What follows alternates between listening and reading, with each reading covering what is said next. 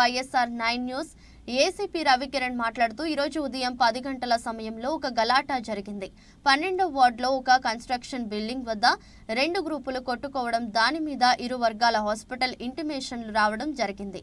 ఇంటిమేషన్లపై 324 సెక్షన్ల ప్రకారం కేసు నమోదు చేశామని, ఇంకా సాంకేతికంగా ఆధారాలు సేకరిస్తున్నామని, సాక్ష్యాధారాలపై దర్యాప్తు జరుగుతుందని ఏసీపీ రవికిరణ్ తెలిపారు. పట్టణంలో ప్రజలు ఎటువంటి భయాందోళనకు గురి కావద్దని, ప్రజలకు ఎటువంటి సమస్య వచ్చినా 112కు కాల్ చేయాలని ఏసీపీ అన్నారు. రాజకీయ పార్టీలు ప్రచార సమయంలో అనుమతులు తీసుకుని ప్రచారాలు చేయాలని, అనుమతులు తీసుకున్న తర్వాత భద్రతా ఏర్పాట్లు కూడా పోలీసులు తీసుకుంటారని ఏసీపీ అన్నారు. రాజకీయ పార్టీల వారు ఇరు వర్గాలు సంయమనం పాటించాలని, ఎన్నికల సమయంలో ఎటువంటి గొడవలకు వెళ్లకూడదని ఆయన అన్నారు. అందరికీ నమస్కారం. ఇవాళ తెల్లవారుజామున నియర్లీ అరౌండ్ 10:30 అరౌండ్ ఆ సమయాన్న ఒక చిన్న గలాటా జరిగిందని మాకు ఇన్ఫర్మేషన్ వచ్చింది. It is in the 12th ward Ayyappa Swami temple దగ్గరలో ఉన్న ఒక కన్స్ట్రక్షన్ బిల్డింగ్ దగ్గర 2 గ్రూప్స్ కొట్టుకోవడం జరిగింది. దాని మీద మాకు హాస్పిటల్ ఇంటిమేషన్ రావడం జరిగింది. సో దాని మీద ఇరు వర్గాల మీద కూడా కేసులు బేస్డ్ ఆన్ ద స్టేట్మెంట్స్ తీసుకొని ఆ స్టేట్మెంట్స్ ప్రకారంగా మేము కేసులు కట్టాం.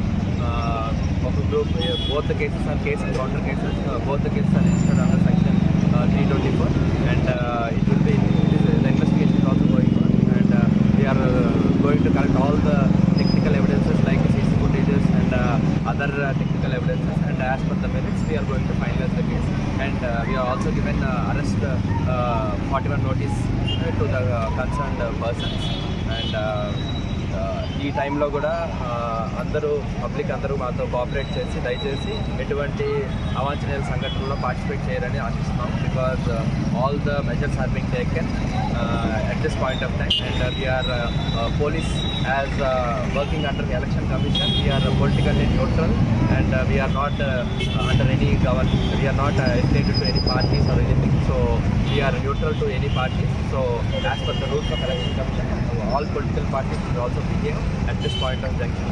So I request all the political representatives also to maintain peace and contribute to this fair and free election. Thank you.